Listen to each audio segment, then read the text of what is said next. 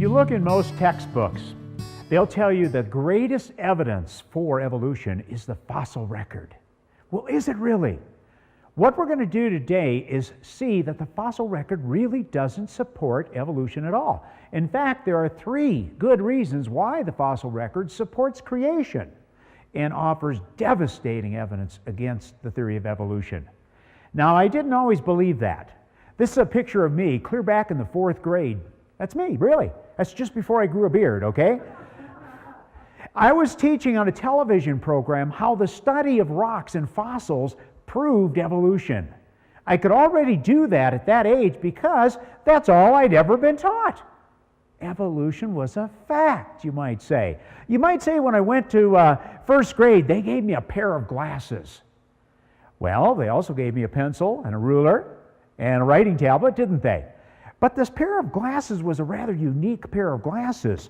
And that pair of glasses was basically a bias. It's what I was going to interpret everything through. It was a worldview. It was a naturalistic worldview. And through that pair of glasses, wherever I looked, you might say I saw naturalism.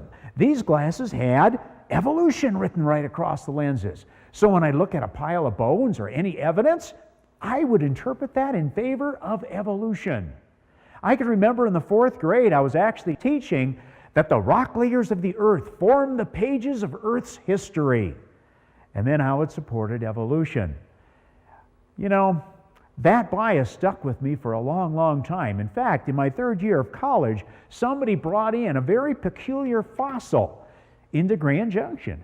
It was the backbone of a dinosaur, but this one had an arrowhead embedded in it. Now, wait a minute, hold on, that didn't fit my glasses. I was taught that evolution was a fact and that dinosaurs evolved long before man and died out millions of years before man was ever on the scene. So this couldn't possibly be true. The only possibility I could think about that without ever looking at it was that maybe some dinosaur became more advanced than another and shot a first one with an arrow. Well, I couldn't handle that either, could I? I concluded that somebody must have glued that arrowhead to the backbone of a dinosaur. It was nothing but a hoax. Why did I say that? Because my glasses wouldn't allow me to accept any other possibility that would indicate man and dinosaurs could have lived together. Was it genuine? I don't know. Why? Because I never would go look at it. That's how thick my bias really was at that point.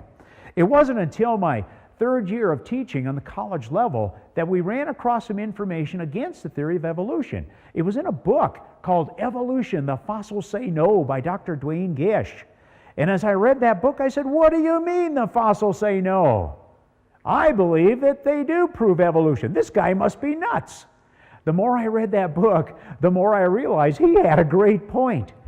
Evolution and the fossils didn't seem to match. Well, the more I read that book, you might say the more I started thinking, maybe this guy is right. I started doing my own research after that. And after a while, after a lot of thinking, you might say I evolved from an evolutionist to a creationist.